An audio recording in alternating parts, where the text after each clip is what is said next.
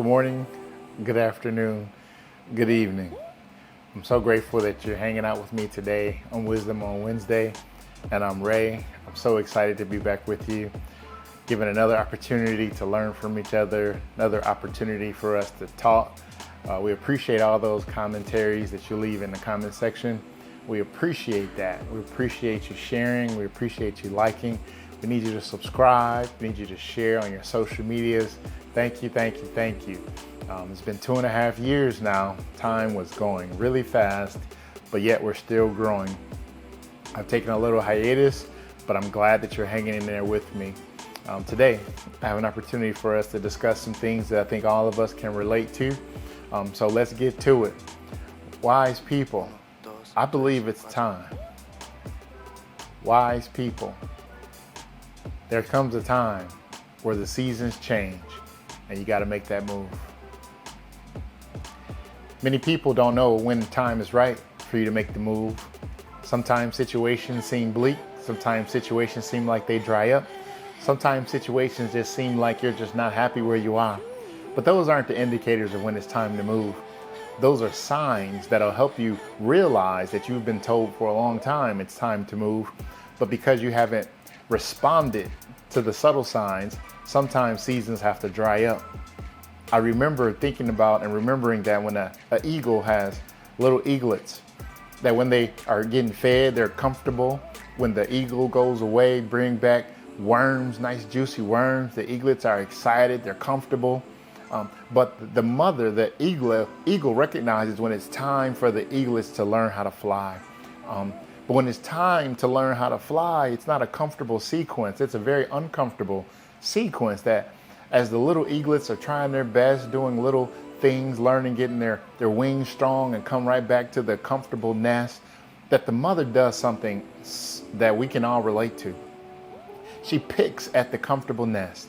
She takes the sticks that she put together to make the nest comfortable for her little new eaglets, and she makes it super uncomfortable so that when they come back to the nest, watch this, now the sticks that were comfortable, now they're uncomfortable. So it seems like a place that you once found that was a place that was your solitude, a place that was your sanctuary. Now it's a place that's discomforting. It doesn't mean that the people, places, or things there hate you. It doesn't mean that the people, places, or the things that are happening to you are intentional. It's exactly that. They're intentionally helping you understand that you've become too big for this nest. Not that you're too big for your surroundings, too big for your britches. That's not the point. But sometimes we don't move unless we're forced to move. Sometimes we don't go to the next assignment until we're forced to take the next assignment. And when we take the next assignment, of course, we'll be afraid to fly. Of course, we'll be afraid to not be in the warm care of those things that are comfortable to us. But you'll never know when it's time to fly unless you jump. And when you jump, you'll be afraid. And when you're afraid, you'll learn to use resources that you never used before. Those little eaglets jumped off that cliff and they flapped those wings because they were afraid to fall. I'm here to encourage you today, wise person. You're not going to fall because you have the tools. You have the resources. You've just been too comfortable to flap your wings. You've been too comfortable because you didn't know when the time was right, because you thought because it's comfortable, the time to move, that means that where you're moving to will also be comfortable. But the best time to move is when you're uncomfortable. Because when you're uncomfortable, now you're no longer relying on yourself and your senses, but now you're relying on that pull on the inside of you. You know that pull that allowed you to propose to that girl. That pull that made you say, I think I'm a preacher. That pull that made you move from working for somebody to now having people working for yourself. That pull that you didn't understand, that you didn't recognize, but it was something that wouldn't let you sleep at night. It was something that you had to do, something you had to accomplish, something that you had to finish before you left this earth. I'm reminded of one of my favorite books in the Bible, of Ecclesiastes. It said, there's a time for everything. There's a time to live, there's a time to die, there's a time to plant, and there's a time to uproot. It's time. It's time to move into your dream season. It's time to move and making those plans into action. It's time to not just put something on the vision board, but it's time to actually have a victory board. You see, the victory board says, I went from vision to application, and now I saw God move in my life. I saw God do some things that I didn't think I was able to do. I was afraid. I felt like I was betrayed. I felt like they didn't appreciate me. I felt like they were doing things intentionally to me. But I want to let you know something that maybe you hadn't considered.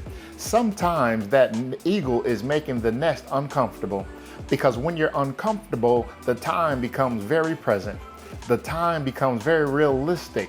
The time makes you understand that I am not comfortable where I am. It must mean it's time to move. It's time to evaluate my next season. It's time to evaluate, do I have the resources to take flight? If you never move, you'll become stagnant. If you become stagnant, your dreams will die. And when your dreams die, your hope dies. And when you don't have hope, now you consider, what is my purpose? Why am I here? What am I born to do? You got to remember, if you want energy on your dreams, you got to start putting foot to pavement. You've got to start putting pen to paper. You've got to start allowing yourself to dream again. You have to start allowing yourself to believe again. You have to allow yourself to know that God put something in me that no one else has. I may not be good at what they're good at, but God has put something in me that no one else can do. And if God gave it to me, that means I'm special. And since I'm special, I'm going to let the world know that it's my time. It's my time to move into entrepreneurship. It's my time to go back to school. It's my time to dream. And it's my time to be engaged. It's my time to be a husband. It's my time to be a wife. What am I waiting for?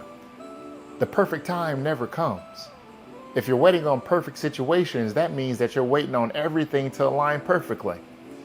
And if you get to the root of the matter, you're not waiting on things to be perfect. You're waiting on somebody to talk you out of what you're afraid to walk into. Because if you walk into what God has already destined for you, you won't get to your dream too early, and you won't get there too late. God has already ordered the steps of a righteous man. And you're only righteous because of what Jesus did for you. And since Jesus has already paid it all, what are you waiting for? Why are you standing still, stagnant, worried about what people may think? People will always have an opinion. People will always have a degree of doubt in what you can do. They don't think you can't do it, but they're projecting on you what they know they can't do in themselves. It's time. It's time to write that book. It's time. It's time to start that business. It's time to start the daycare. It's time to put it down and allow everybody to know that this is my season. It's my season because I'm not afraid to fail anymore. It's my season because I don't care who knows that I'm dreaming again.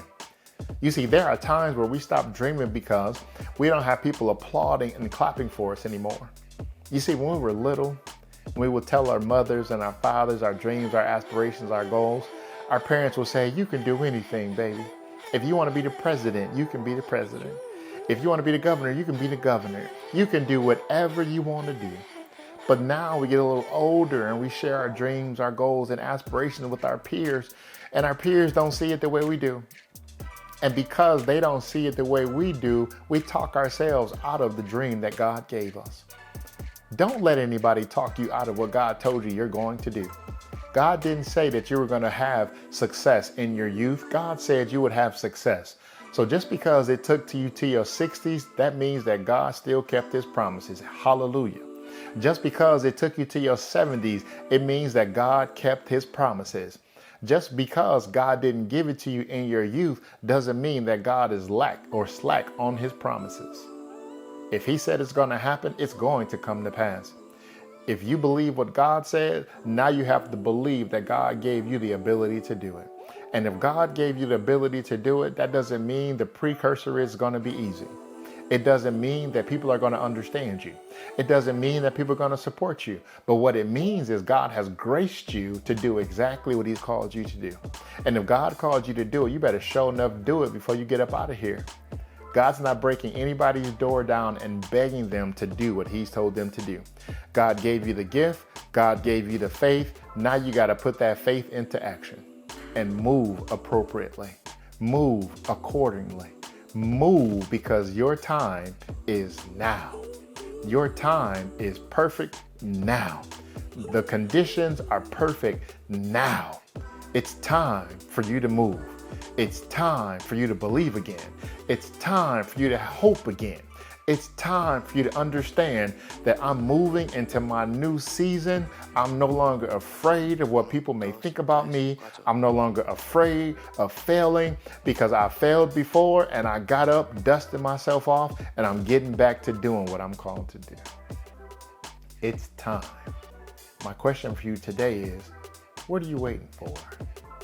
I pray that this is the word that you've been waiting for to encourage you to move past your doubt, to move past your worry, to move past the concern of other people. Believe what God has put in you because God loves you more than you can possibly imagine. This is Ray with Wisdom on Wednesday. Have yourself a blessed day and a wonderful week. I'm glad I'm back. It's time.